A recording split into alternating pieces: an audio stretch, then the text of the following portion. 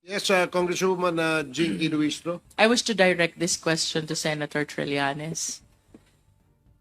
Senator, of course, it is very much apparent that the former president has this animosity against you. And he's very vocal about that even during interviews.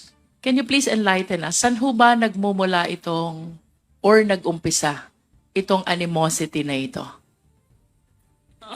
Palagay ko po, dahil sa Davao ho, hindi sanay sila ng walang tumitindig sa kanya. No?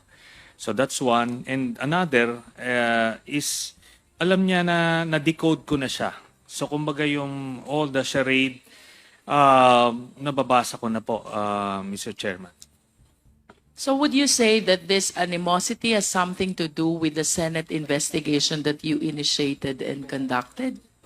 Yes, Mr. Chairman. And even before that, when I openly opposed him during the campaign of 2016, Mr. Chairman.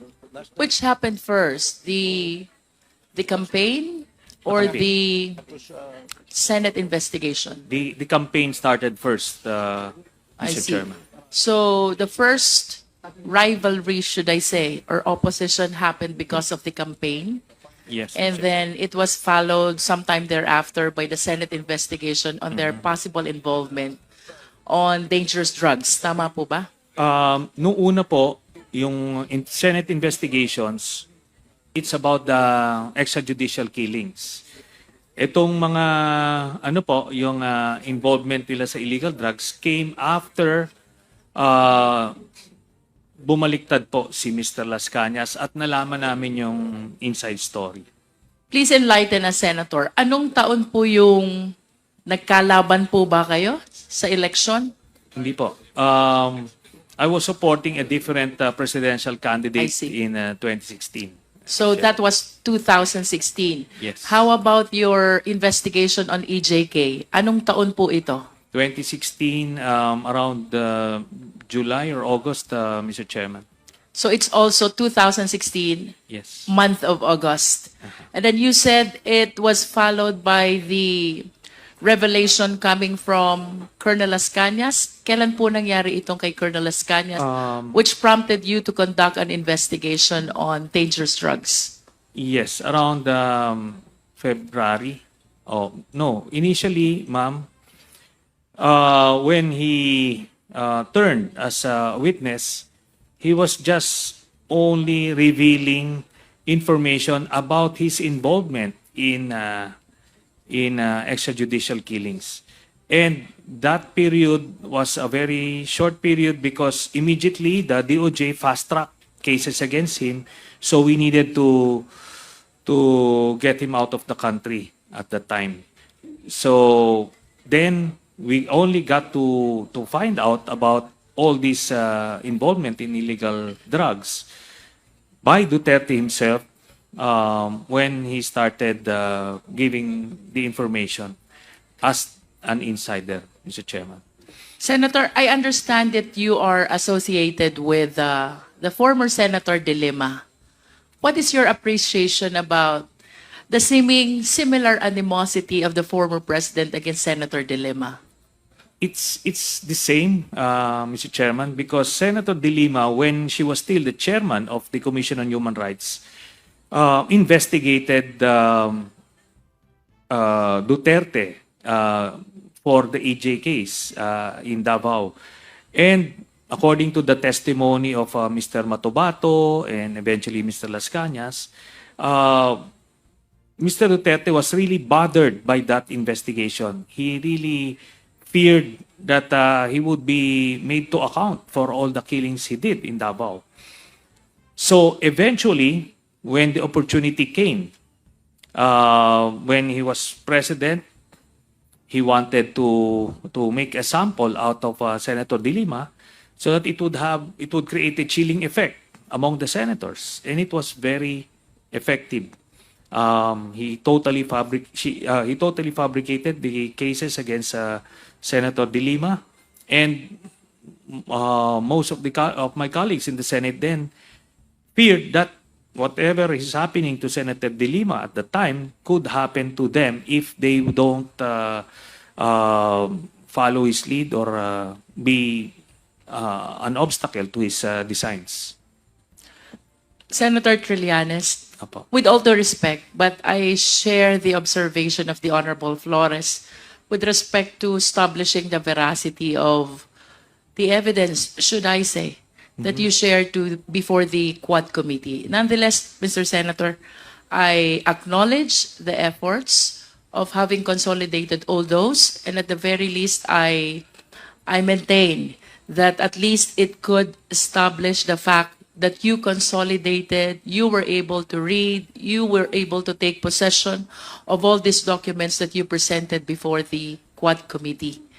But to conclude, Mr. Senator, Yes. considering the amount and the evidence that you have presented to us, how certain are you that the Duterte family, particularly the former president, Polong, Congressman Polong, and the husband of the vice president are indeed involved in dangerous drugs? I'm 100% sure, Mr. Chairman. These were corroborated by other sources of information. And during our research, we were able to establish the background or the involvement of Mr. Polong Duterte in smuggling cases independent of the testimony or information coming from Mr. Las Cañas. This is from the NBI and the Presidential Anti-Smuggling Group. And Mr. Las Cañas, again, as a witness, he was already, he went through the very rigorous process of being accepted as an ICC witness. He went through this weeks-long process of vetting and validation, and he checked out as the primary witness of the prosecution against Mr. Duterte. So if these professional investigators and lawyers were able to check him out, then I would have to follow suit.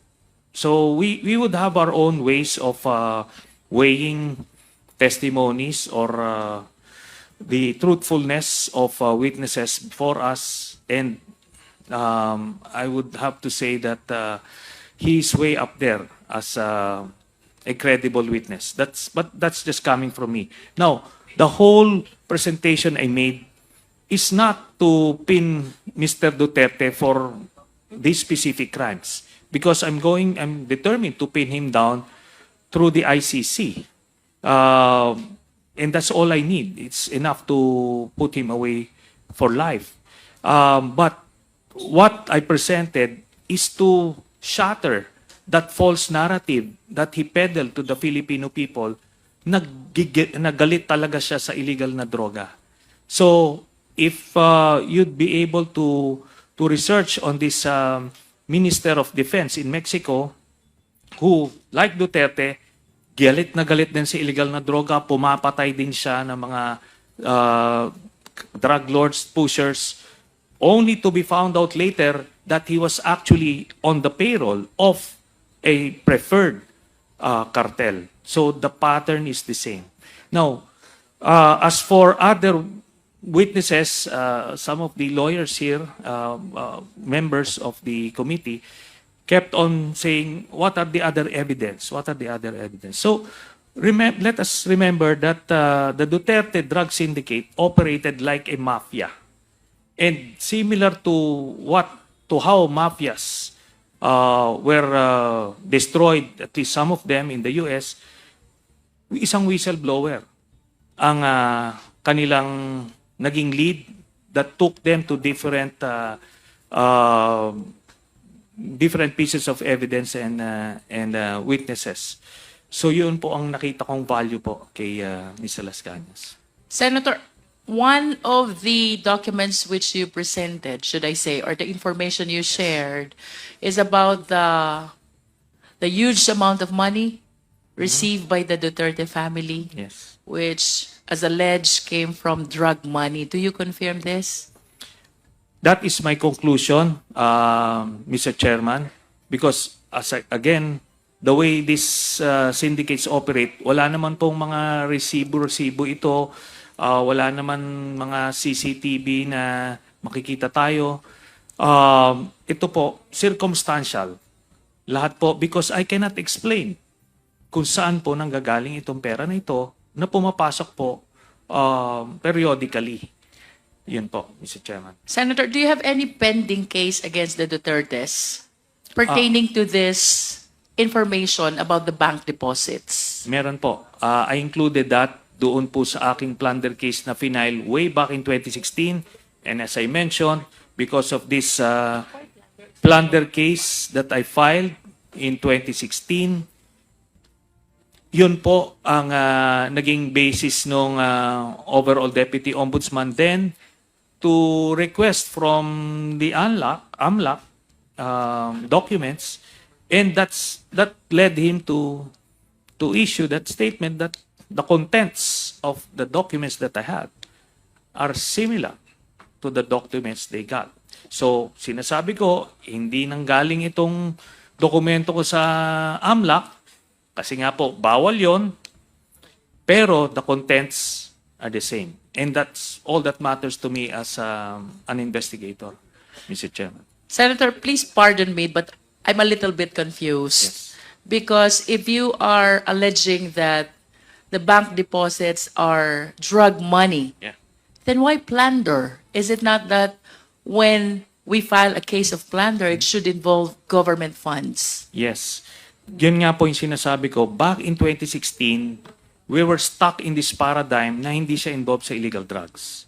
Kaya when the name of Sami Uy was being flagged, we were assuming all sorts of things. Pero meron pong mga pumapasok doon, and ang information namin, part ng mga ginagamit na pera ni Mr. Duterte sa Davao is yung peace and order funds niya, which run into, at that time, around 730 million pesos per year. So similar to the pattern or what is used by the Vice President now. So meron silang ganong pondo. So that was the early assumption based on the existing paradigm at that time. Pero nung lumabas na si Mr. Sami Uy ay involved pala sa illegal drugs as mentioned by Mr. Las Cañas, then it shifted. We revisited the bank accounts and concluded that these are drug money. To clarify, Senator, Yes.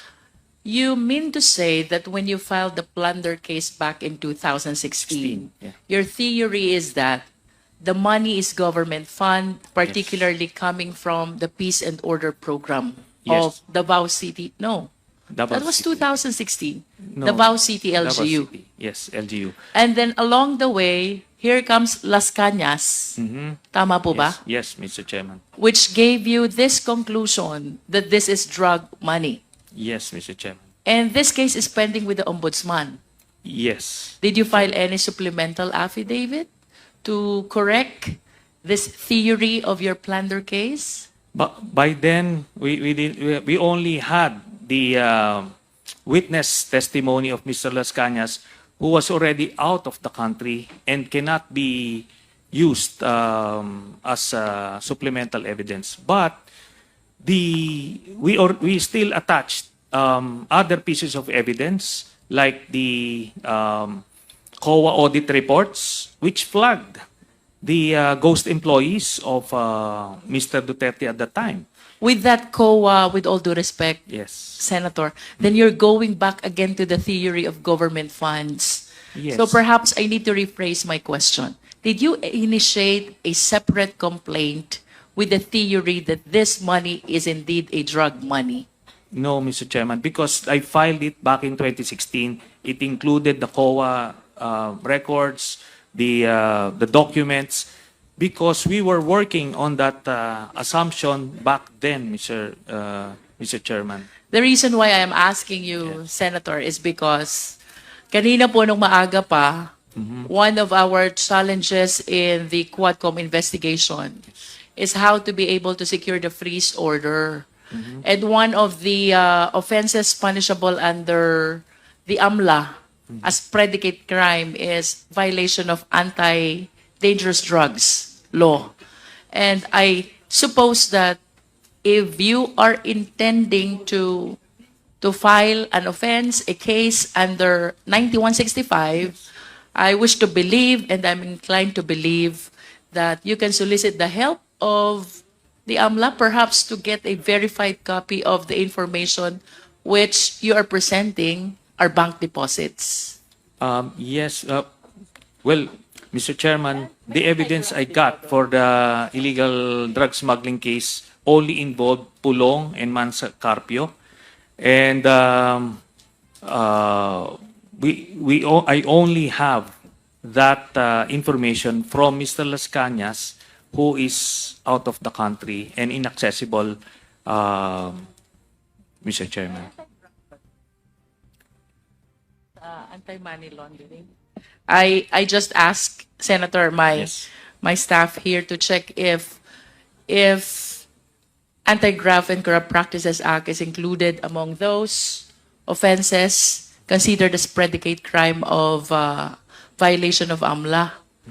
So, having said so, they were able to verify that it is among the enumerations. So, I Yes. believe that this is one possible ground for you to be able to secure a freeze order if you believe that this will help your cause against the Duterte family. Yes, Mr. Chairman. We're looking forward to the appointment of a new ombudsman so that we can pursue the 3 plunder cases that I filed against Duterte, Mr. Chairman. And unfortunately, when when the overall deputy ombudsman Karandang requested AMLAC precisely because it's included, the newly designated AMLAC executive director, who is a lackey of Mr. Duterte, stonewalled the ombudsman. Actually, a more combative ombudsman should have subpoenaed the AMLAC investigation report, but unfortunately they folded, Mr. Chairman. Thank you, Senator Trillanes.